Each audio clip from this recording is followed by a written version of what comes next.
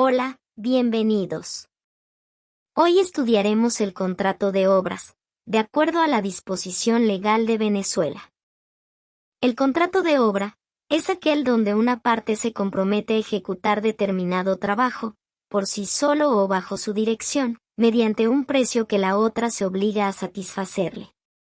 La doctrina es unánime en afirmar que lo característico del contrato de obras reside en la ejecución de actos materiales por oposición a los jurídicos, ya que la persona encargada de realizar el trabajo o servicio encomendado, comúnmente denominado empresario o contratista, realiza una actividad material, tal como la producción de bienes o cosas, la prestación de servicios o la ejecución de un trabajo intelectual determinado.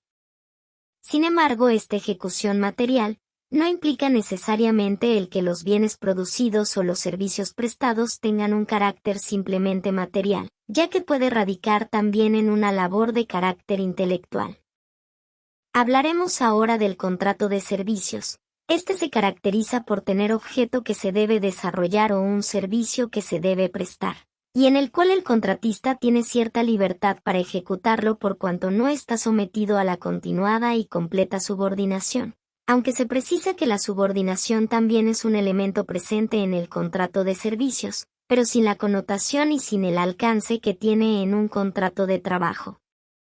Veamos ahora las diferencias entre el contrato laboral y el contrato de servicios. En el contrato de trabajo, una persona se compromete a trabajar por una cantidad de horas determinadas para realizar tareas específicas, y debe estar subordinada a su empleador, quien podrá imponerle criterios y directrices. En un contrato de servicios, en teoría, una persona es contratada para que desarrolle determinada actividad cumpliendo con unas condiciones y unos lineamientos sin estar sometida a la voluntad del contratante. Mencionaremos ahora las principales obligaciones del contratista.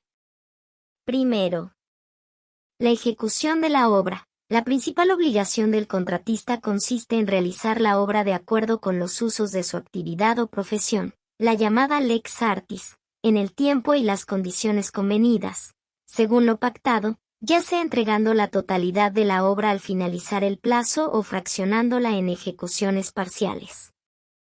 El encargo de ciertas obras suele ir acompañado de un diseño o proyecto. En este caso, la obra debe realizarse conforme a él, pudiéndose solo variar por acuerdo de las partes, si bien el comitente puede reservarse en el contrato la facultad de modificarlo dentro de ciertos límites. Es usual, sobre todo en los contratos de obra referentes a construcciones propiamente dichas, la inserción de una cláusula penal imponiendo al contratista una indemnización alzada o proporcional por el retraso en la terminación. Segundo, la responsabilidad del contratista. En términos generales, la obra se realiza a riesgo del contratista, de modo de que si antes de entregarse aquella se perdiese o destruyese, es el contratista quien soporta la pérdida de la cosa, al tiempo que el comitente no tiene que pagarle el precio convenido. No obstante, conviene distinguir entre el simple contrato de obra y el contrato de obra con suministro de materiales a cargo del propio contratista. El contratista debe sufrir la pérdida en el caso de destruirse la obra antes de ser entregada, salvo si hubiese habido morosidad en recibirla por parte del comitente. B. En caso de simple contrato de obra, el contratista no puede reclamar ningún estipendio si se destruye la obra antes de haber sido entregada, a no ser que haya habido morosidad para recibirla o que la destrucción haya provenido de la mala calidad de los materiales, con tal que haya advertido oportunamente esta circunstancia al dueño. Si la pérdida o destrucción de la cosa objeto del contrato tiene lugar una vez que ha sido recibida por el comitente, debe entenderse que las cosas perecen para su dueño y, en consecuencia, el contratista queda eximido de responsabilidad alguna, salvo que sea de aplicación la responsabilidad por ruina. El artículo 1596 establece que el contratista es responsable del trabajo ejecutado por las personas que ocupare en la obra. Al comitente lo que realmente le importa es el resultado final de la obra y su cumplida satisfacción. Al respecto, reclamará al contratista, por cumplimiento defectuoso o incumplimiento, sea quien sea el que haya realizado materialmente la ejecución de la obra contratada.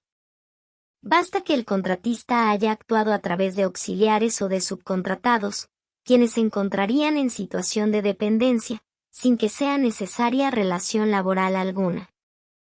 Obligación del comitente. La principal obligación del comitente consiste en pagar el precio convenido. A tal efecto dispone el artículo 1599 que si no hubiere pacto o costumbre en contrario, el precio de la obra se pagará al hacerse la entrega.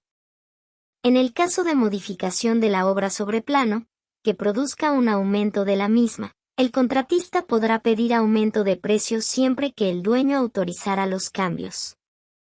Extinción del contrato de obra. A las causas generales de extinción de las obligaciones añade el Código Civil, para este contrato, las siguientes causas específicas. El desistimiento unilateral del comitente. Según el artículo 1634, el dueño puede desistir, por su sola voluntad, de la construcción de la obra, aunque se haya empezado, indemnizando al contratista de todos sus gastos, trabajo y utilidad que pudiera obtener de ella. El comitente no necesita alegar justa causa, ni esperar un momento temporal determinado, para privar de efectos al contrato de obra. Puede desistirse del contrato como y cuando quiera, aunque, por supuesto, resarciendo al contratista en los términos establecidos. Los gastos y el trabajo realizado por el contratista son interpretados por el Tribunal Supremo de forma generosa, para evitar que el libre desistimiento del comitente perjudique la indemnidad patrimonial del contratista. La utilidad que pudiera obtener de ella, de la obra, es un concepto indemnizatorio más y, por consiguiente, también referido al contratista. La jurisprudencia suele concretar dicho componente indemnizatorio en el denominado beneficio industrial, que le correspondería al contratista sobre el total de la obra realizada. Se considera al salvo pacto en contrario, equivalente al 15% de la totalidad de la obra contratada. La muerte del contratista. La muerte del contratista determina la extinción del contrato si la obligación de hacer que pesaba sobre aquel tenía carácter personalísima, y, en consecuencia, no puede considerarse transmisible a los herederos del contratista. En los supuestos en que la obra contratada hubiera sido parcialmente ejecutada, el comitente debe abonar a los herederos del constructor, a proporción del precio convenido, el valor de la parte de obra efectuada y de los materiales preparados, siempre que de estos materiales se reporte algún beneficio para el propio comitente. Para finalizar, te invito a investigar otros puntos importantes de esta modalidad contractual, como por ejemplo, los riesgos en los materiales, y la imposibilidad sobrevenida en la ejecución. Todo esto y más detalladamente lo encuentras en el Código Civil de Venezuela.